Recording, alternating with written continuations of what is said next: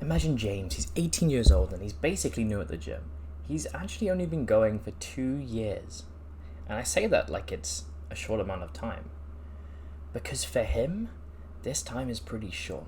He hasn't actually progressed at all in his mindset since he first started. He's just listened and listened and listened to what everyone else was saying, and there's no real personal development there. Now we have Anatoly. He is ripped, he is wise, and he's a leader. We're trying to put you on his path today. I'm working so hard. I'm literally putting in 10-hour days every single day, and I'm building up money and money and money and money. And it's building and building and building, and I have tons in my savings account. But then, when I start going to the gym, I think about how I need to start investing in my body a bit more. I think about how I need to get these protein powders and these supplements, and I spend a lot on supplements. It's literally, I'm trying to have like every single thing possible so that I can get the best results possible, and I'm just spamming. It's some sort of like Brian Johnson level of supplements. I didn't need any of them, and I barely take any of them now. I've actually started dwindling off, apart from the ones I'm going to mention later today, just because they're not important. You know, I learned to be a lot more like Anatoly, to be smart and selective of what I've chosen, and to be successful because of that. Maybe one day I'll be making millions a year and I'll be able to merit overdoing the supplements, but right now, is it really the right decision?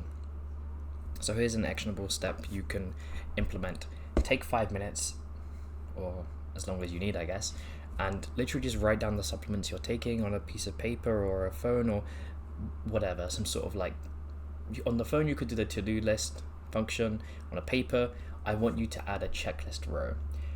And when you go through this video, I want you to tick ones off that I mention, and all the other ones you probably don't need. Unless you have a genuine reason for them being there, like maybe you can't get enough protein in your like normal diet, so you have to have protein powder. Maybe something like that you can merit. But after the video's over, you're gonna take a look back at that list, and you're gonna work out if you actually want to keep doing this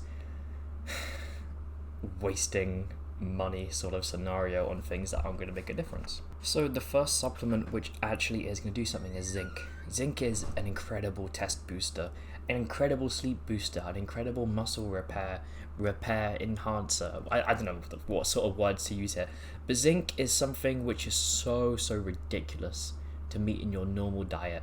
Like, you genuinely have to be there, and you have to have like 10 clams or like 50 oysters to reach it. That's a bit of an over-exaggeration, but you get my point. And we want to be making sure our sleep's good. Like, we're in the gym going through absolute hell. We're taking our muscles to complete failure. We're causing a lot of damage. And we don't want our sleep to be bad and have a less opportunity to grow and also less opportunity to heal. But the fact that zinc also aids in actual muscle repair too is a guaranteed bonus. Like, why would we not want that? And if we're definitely not getting enough normally, then yeah, let's throw that in. So you can tick that off your list if it's there. Next is magnesium. Magnesium is in a very similar way to zinc. You just are not getting it. Like, you can try so hard to get it, but you're going to really struggle, and even then it's going to become a chore. Like, there's going to be one food that you have to have every single day, and it's not really something you enjoy, and it's difficult to get it when you're away, or you don't really know the amount of variety available to you because it's so difficult to work out how to get it in. But magnesium helps you with your sleep again. It helps you with your recovery again, and it also makes you more well-rounded, more relaxed overall. It brings down some of your stress. So it's kind of like what ashwagandha does, but in a more consistent way where you probably should be getting that amount anyway. So that's another tick on the list.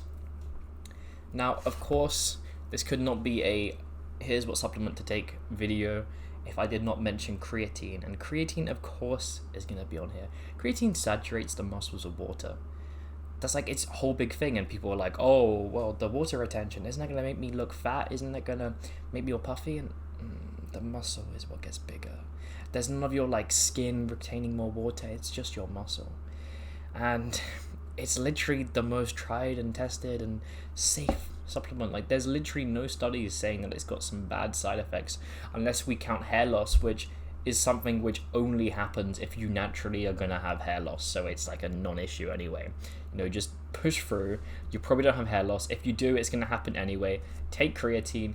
You literally will get stronger, you'll recover better, and your muscles will be fuller. Like, what is not to love in those three things? So tick that one off. I hope you're actually already taking it, because if you're taking anything and you're not taking that, then I'd be very, very shocked and surprised and confused. And the next one is one I started taking, and this is a 50-50 thing, and in the sense where you maybe don't need to take it, but this is melatonin. I truly believe that melatonin is really good for sleep if you struggle to get to sleep. I don't think it's something that improves the actual quality of your sleep. I think you have to do it through other means, and maybe not supplements at first. But if you actually struggle to get to sleep, 3 hours before your bedtime, take melatonin, about 5 milligrams, and what will happen is it will just help, and it will mitigate the sort of side effects you can get with melatonin, because a lot of people end up waking up feeling a bit groggy and like a bit fatigued just because, you know, it makes you tired and the way it's synced up with the amount of time you're in sleep. So if you can, just try that out 3 hours before. But I would really, really recommend this to anyone who's struggling. The second I started taking it, I went from spending hours to get to sleep to getting to sleep in minutes. And that absolutely was incredible.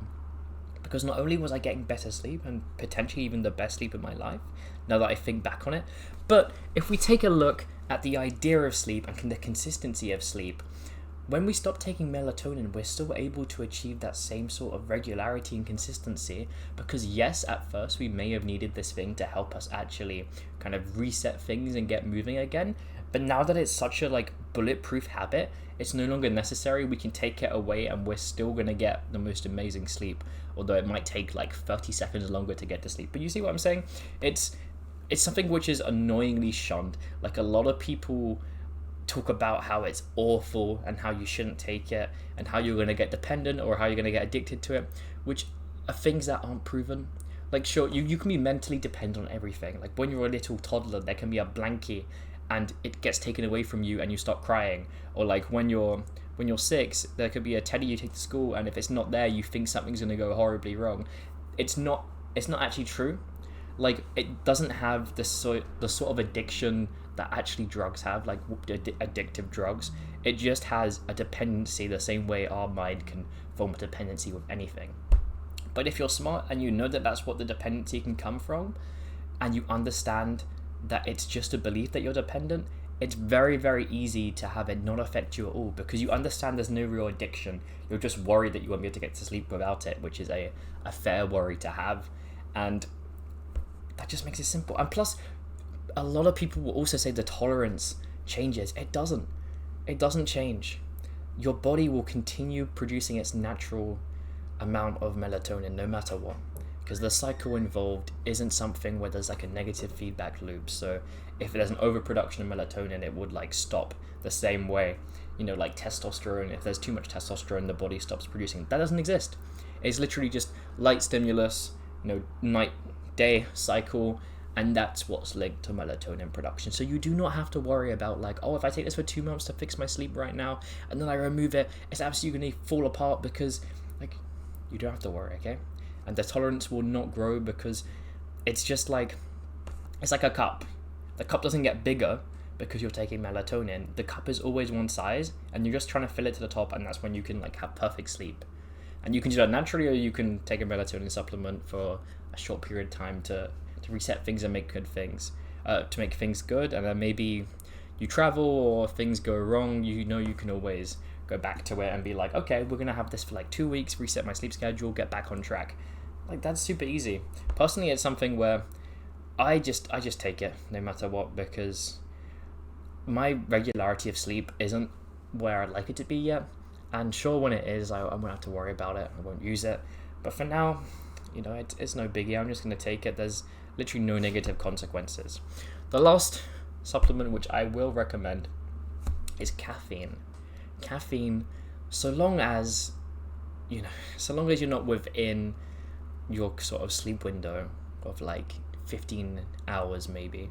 That's no. I'm thinking like 10 hours. 10 hours within sleep. As long as you're not within that sort of thing, taking this for a resistance training session, like a workout at the gym, do you know how much better you can perform with caffeine. Like, even if you're at 100% sleep, and people are like, oh, you can just get good sleep and it's the same. It's not.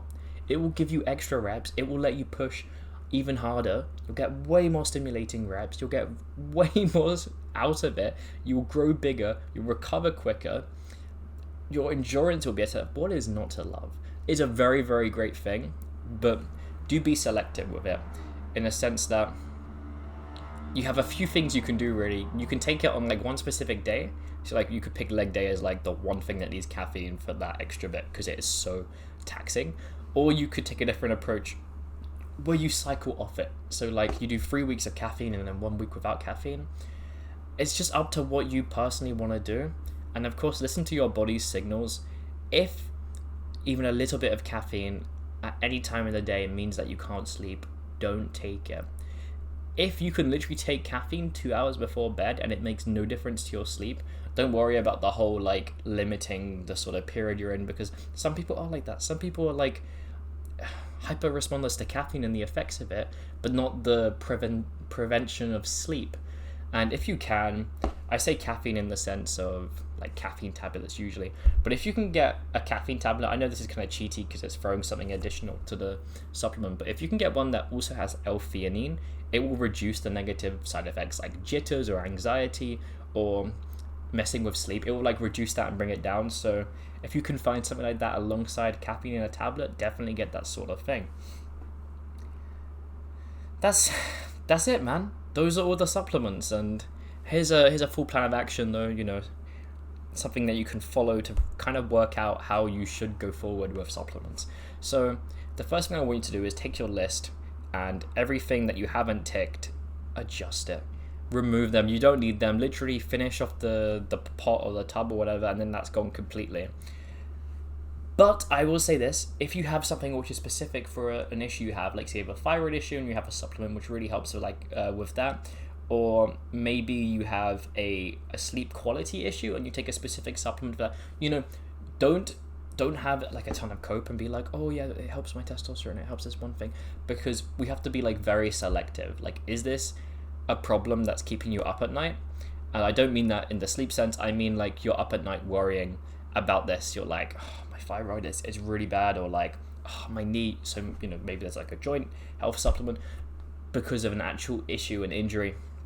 Anyway, I don't want to go too far into that, down that line. So step 2 is going to be get zinc and magnesium right off the bat if you don't have it.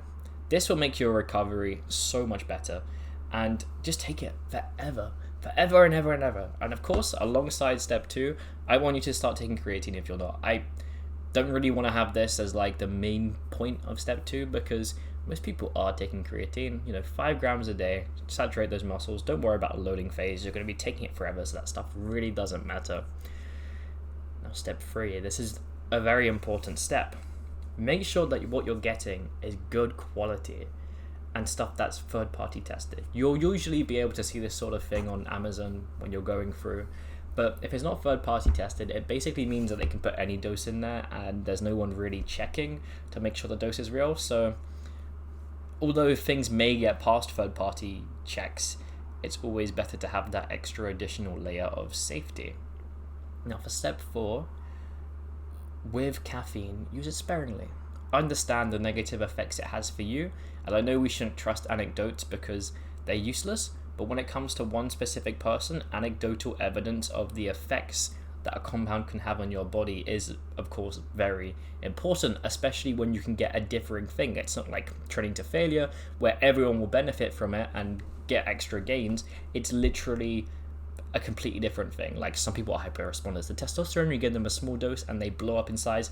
Others, you give them 5x that dose and nothing happens. Like, we've all seen Liver King. He was taking something called growth hormone, and his dose was like 10 times what most people have in the bodybuilding era, well, not era, but area, and he still wasn't getting the desired results just because he was a hypo responder, which basically means you're under responding. So it does happen, you know, these sort of things are possible. So don't moan at me for like anecdotal evidence when I'm scientific and evidence-based. It's completely, like, I'm still in science. I'm still in science, guys, please, I promise. And of course, don't overdo the caffeine, don't have it too often, cycle off it if you need to. That way you kind of avoid a sort of, not really dependency, but the longer you take caffeine for, or more frequent, because maybe you only take it once or twice a week, but the more frequent you do that, the tolerance kind of goes up and the less effective it becomes, which is why you do have to cycle it off. And for step 5, reevaluate things in 30 days. Supplements are something you kind of adjust over time. So if you do consider having something in because of something like a thyroid or a joint issue, in 30 days work out if the issue's still there and you still need to take this thing, because oftentimes we're lazy and we won't readjust and we'll be like, I'll just keep doing it because it was working before and maybe it will remove some 1% thing somewhere and I don't really want that.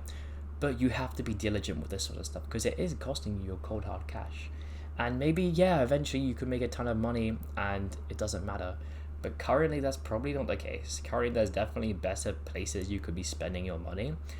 And in many ways you can be spending it in other places to actually make it where that supplement is literally something where it doesn't matter in the future. You're going to have so much because you invested in yourself, not investing in your health when you don't have to. So it's that sort of thing. But overall, I really hope this was useful. Comment the list of the supplements you're actually taking. I'd love to see that sort of thing, see what most people are commonly taking, and that would honestly be pretty good for me, because some people might take something which basically does nothing, and then I can make a whole video about how it does nothing and you should stop taking it. And not only could I prevent you from taking something which probably isn't going to benefit you, but I can prevent everyone else. So it's an overall win for everyone on the road to smarter gains, man.